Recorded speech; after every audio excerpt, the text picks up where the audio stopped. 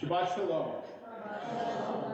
So, in some ways, this could be a difficult parasha to give a sermon about. If you really stuck to the content of the parasha.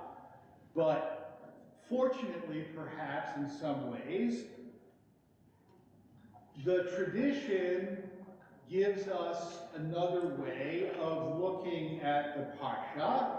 It reads the word Metzora in a common and midrashic way as Motzi Ra or Motzi Shem Ra, somebody who slanders or somebody who tells tales. And this is understood as the physical effects of a spiritual misdeed. It's based on that pun, but it's also based on Miriam's leprosy, right? We have this incident where it says Miriam criticized Moses because of the Cushite woman that he married, and we don't know what that means, and there's a lot of commentary, a lot of different ways to understand that, but as a result, she was stricken with leprosy. Okay, so whatever she actually meant or said, it was criticism of Moses, right? You don't criticize, right? So, other people criticize Moses too, right? But she was stricken with leprosy. Okay, now, I think many of us would be pleased if there was some way that people who spoke ill of us were stricken with leprosy, right? Unfortunately, it doesn't occur now. And the question is, why not? Why not? And a verse that we read this morning about it says, when you come into the land, you shall do such and such, and you shall offer these sacrifices for the purification of Sarah. So the rabbis understand that Sara'at only exists in the land of Israel. Okay, fine. 7 million Jews in the land of Israel, right? But it's not enough that it happens in Eretz Israel, but the temple has to be restored because you have to bring sacrifices. You can't bring sacrifices without the temple, right? So it's all sort of pushed off into the Messianic era. Okay, but as I mentioned before, it's a rather curious disease because it occurs not only in people's skin, but in houses and cloth and leather. Okay, so Rashi says the reason for tzaraat of houses was because the Canaanites hid their gold in the walls of their houses, right? I mean, we're not talking about plywood or what's that quick wall stuff that they pick up? Sheetrock, right? We're not talking about sheetrock here, right? We're talking about stones that were then covered with plaster, right? So the Canaanites hid their gold in the walls, and then the tzaraat would occur, and the Israelites would tear down the walls because of the tzaraat, and they find the treasure, right? Very convenient. But the Sfas Emes says, nah, that's way too simple.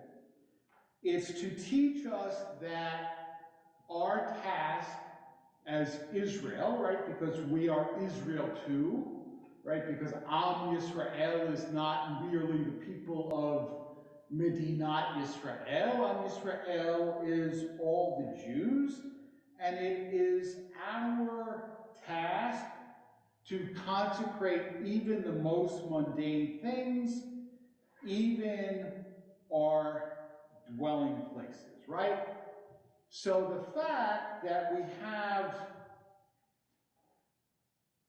midrashic or commentary material going back from the Mishnah to the Sfas Emes, who lived only a little bit more than 100 years ago, right, is certainly useful, because today, on a physical level, this parsha simply doesn't apply. But what are we to make of it? Okay, now, those of us who love Israel often complain of a double standard, right? You ever heard, oh, Israel is held to a double standard, right?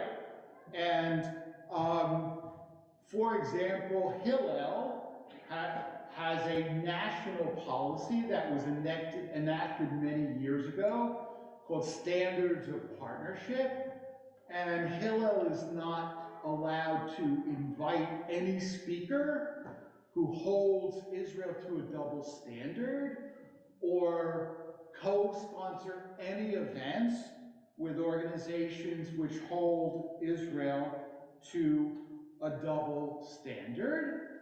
And I would say that if those principles were fully applied, most of the prophets in the Tanakh would not be allowed to speak at Hillel, right? Because we have, right? You only have I known among the nations of the earth, therefore I will visit all your iniquities upon you, right? I mean, God says it's like, right, I mean, when you're a kid, right, and you come home, and you did something stupid, right? I don't know, you jumped your bike off a hill or something, right? And why did you do that? Well, everybody else did it. Well, but you're not like everybody else. I don't care what everybody else did, right? If everybody else jumped off a bridge, would you jump off a bridge, right? The answer is probably yeah, but so that's essentially what God says, right? I mean, it's a double standard. It's not fair. So somebody go tell God that God is not fair, right?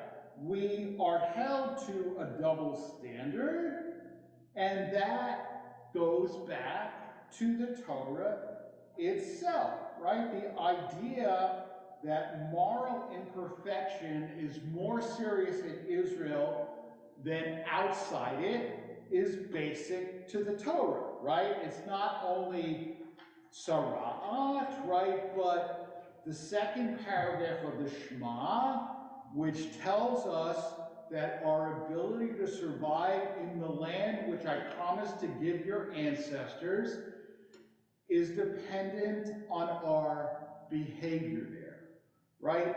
And we have this idea in the Torah that, and this is applied, I mean, it's applied as a threat to Israel, but it explains also why the Canaanites were expelled from the land. And it says because the land cannot tolerate iniquity, and it vomits out people who commit iniquity, right? And that's the verb it used. Haaretz taki etchem. It will vomit you out, okay? So the land of Israel is special, and if we want to claim the right to possess it, we have moral obligations, okay? And I don't want to get into specifics, okay? I mean, because we could all disagree about whether this or that policy, this or that action is moral or not moral, but the idea that we are held to a certain standard is basic, right? And I frankly am tired of people saying, well, I don't know, the Syrians are worse. Okay, yes, of course the Syrians are worse. And Hamas is worse. And Hamas is 10 times worse, right? There's no doubt about this, right?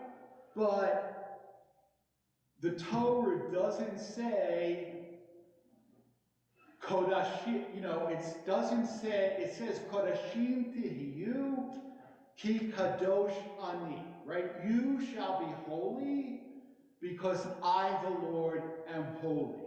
It doesn't say you shall be a little bit better than the Syrians because I, the Lord, am a little bit better than the Syrians, right? The standard is not to be a little bit better than the Syrians. The standard is to be holy, right? To be holy. And Israel, and this is the reason why I'm a Zionist, right? Because